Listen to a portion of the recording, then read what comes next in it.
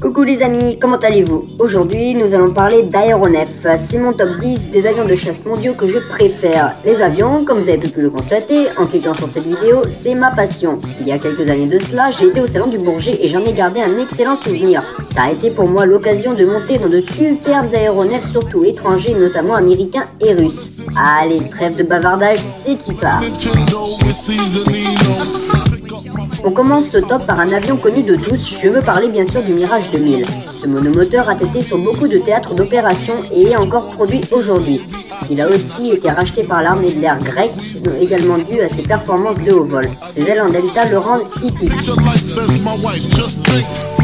En 9e position, l'Alpha Jet est mondialement connu avec la patrouille de France. C'est un chasseur d'attaque au sol et de reconnaissance. Cette petite bombe peut atteindre les 900 km/h en moins de 700 mètres. C'est un peu la Porsche 911 GT des avions. Imagine, t'es en retard en cours, tu vois, t'habites à l'autre bout de la ville, bah là t'auras plus d'excuses, sauf peut-être ton estomac. J'attribue la 8e place au F-18 Hornet. Ce chasseur américain produit par McDonnell Douglas était initialement prévu pour embarquer sur porte-avions, remplaçant son grand frère le F-14 Tomcat qui, devenant trop obsolète et beaucoup trop lourd pour affronter, a dû être retiré du service. Piloter le Hornet, tu vois, c'est un peu comme si tu venais d'apprendre que t'as ton bac, tu vois cette sensation? En 7e position, partons loin dans la mère patrie qu'est la Russie. Mais qu'est-ce que c'est que ce crapaud? Le Sukhoi 25 Frogfoot porte bien son nom. Il a pullulé comme des lapins. En effet, il a été construit à plus d'1 millier d'exemplaires et a été exporté vers de nombreux pays. 1 millier d'exemplaires, mec! Ah, c'est sûr, on dit que nous les Russes, on a copié les Américains. Pourtant, comme Ford, en plus de les avoir rendus accessibles, on l'a trop partagé. La preuve, il est encore en service dans plus de 12 armées depuis 2013, bien que le premier modèle fut sorti en 1970. Ah bah là, t'as plus qu'à mettre la musique de Crazy Frog et c'est parti, hein! Numéro 6, on retourne aux States, oui je vous fais voyager, mais en F-15 c'est plus rapide, je vous ai concocté un petit vol en classe premium à Mach 1,3, soit disons 1605 km/h. Hey, t'as pas le temps de faire une sieste là, on est arrivé mon ami. Le F-15 a fait son premier vol le 27 juillet 1972 et a été mis en service le 9 janvier 1976. Surnommé Eagle ou Strike Eagle, c'est un engin de quasi-domination aérienne.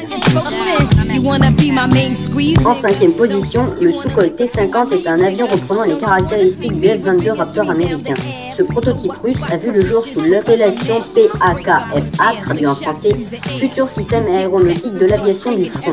Annoncé en 2015, son moteur était censé avoir une poussée supérieure à 17 tonnes.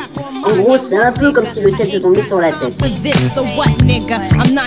Numéro 4, le fleuron de l'aviation française, celui dont tout le monde est fier. Je veux parler bien sûr du Rafale. Ce chasseur de suprématie aérienne ne devait pas voir le jour car la France faisait partie d'un consortium européen afin de produire entre autres un chasseur dont je reparlerai plus tard dans cette vidéo. Le Rafale, c'est juste un poison neurotoxique extrêmement violent. Merci de ne pas vous en approcher. En effet, bourré d'électronique, il a servi dans bien de théâtres d'opération. Sur cette photo, il porte les couleurs de l'association NATO Tiger-Meat. Cette association rassemble les différentes unités armées de l'air dont fait partie la France et ont pour emblème le tigre ou un autre félin du genre. La NATO Tiger-Meat fait partie de l'OTAN. À la 3e place de ce podium, sans doute l'un des avions les plus dangereux au monde également, le F-16 DJ. Non, rassurez-vous, c'est pas encore l'avion officiel de David Guetta. Robuste, maniable, il est à la mode, tout le monde le veut. Plus de 20 pays l'ont acheté, preuve de son succès phénoménal. Si vous voulez l'acquérir, préparez-vous à creuser le tombeau de votre chéquier de votre carte bleue, car son heure de vol est facturée à plus de 7000 €. Et oui, ça se mérite de monter à son or. En avant-tête de ce podium, l'un des avions les plus terrifiants également, l'A-10 Thunderbolt. Ce tueur de chars a fait de lui l'avion le plus efficace de la guerre du Golfe. C'est son canon le coupable. Avec ses obus perforants de 30 mm, il tire 63 coups à la seconde. 63 coups à la seconde, soit 3780 obus à la minute. Même les meilleures mitrailleuses font pas mieux. Si tu veux partir à la chasse avec tonton Gérard, c'est le moment de le prendre. Ah là, c'est sûr que tu risques pas de rater ta cible, hein. Le civet de sanglier, il est prêt, hein. Mesdames, messieurs, laissez-moi vous présenter celui qui a permis à l'Europe de se frayer une place parmi les grands de ce monde. Il s'agit de l'Eurofighter Typhoon. Cet avion est issu d'un consortium européen entre l'Allemagne, l'Italie, la Grande-Bretagne et l'Espagne. La France en faisait partie au début du projet en 1983, mais les divergences ont fait qu'elle a préféré se retirer en 1984 afin de produire le Rafale. Multirôle, il a su se démarquer de ses concurrents de par sa souplesse et ses nouvelles technologies de pointe.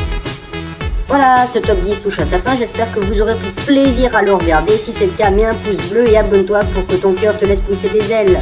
Sur ce, moi je vous dis à très vite les amis.